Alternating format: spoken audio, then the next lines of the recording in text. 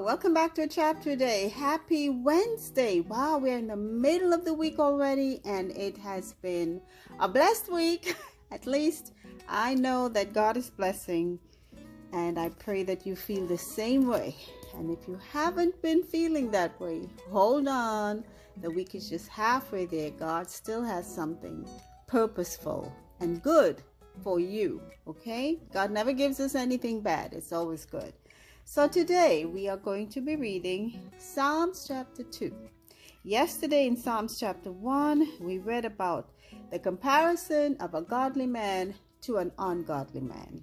And the verses kind of describe the godly man as if you don't mingle with the scorners and scoffers and sinful and delight in God's law, you shall be like a tree planted by a river. And we all know how plants and waters cohabitate, or how they collaborate.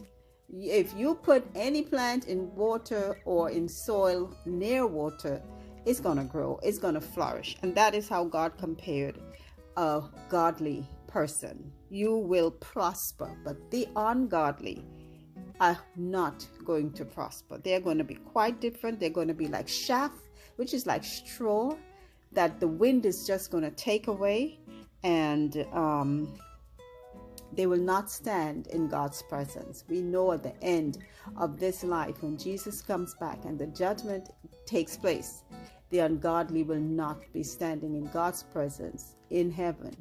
They'll have their time of judgment, but they will not be receiving the reward of the righteous. Okay, so let's go on with Psalms chapter 2.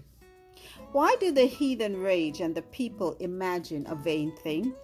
The kings of the earth set themselves, and the rulers take counsel together against the Lord and against his anointed, saying, Let us break their bands asunder and cast away their cords from us. He that sitteth in the heavens shall laugh. The Lord shall have them in derision. Then shall he speak unto them in his wrath, and vex them in his sore displeasure. So people who kind of want to set traps for, when the wicked want to set traps for the righteous, God will laugh at them, because God knows their end is going to come. Okay? And okay, let's go on. Verse 6.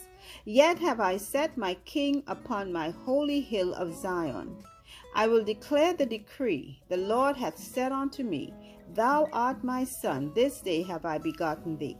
Now, remember, the Psalms are said to have been written by King David, and I believe Solomon, and I'm not sure if there are any other prophets that contributed to the Psalms, maybe, possibly, but I believe mostly these are David's words.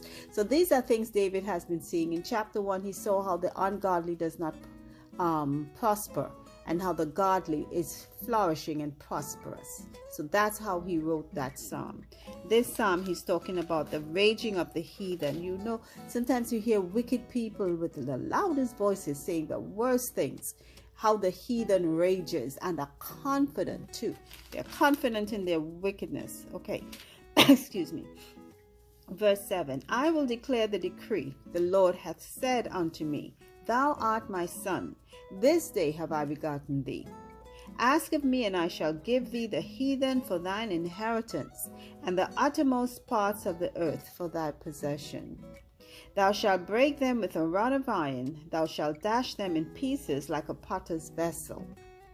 Be wise now, therefore, O ye kings. Be instructed, ye judges of the earth. Serve the Lord with fear, and rejoice with trembling. Kiss the Son, lest he be angry, and ye perish from the way, when his wrath is kindled but a little. Blessed are all they that put their trust in him. So, again, here are the words of, they don't say if it's King David who wrote this psalm and the previous one, but it's possible, or it could have been some other prophet, like I said before. Okay, so those were the words given to us in Psalms chapter 2. and it's not a very long psalm. Most of the psalms are short ones. I'm thinking maybe I can read 2 or so per day depending on the length. So maybe I'll start doing that, because Psalm 3 is short, and so is Psalms chapter 4. So maybe I will do it like that.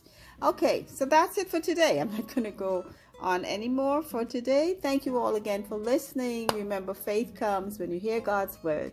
So keep on listening. Bye.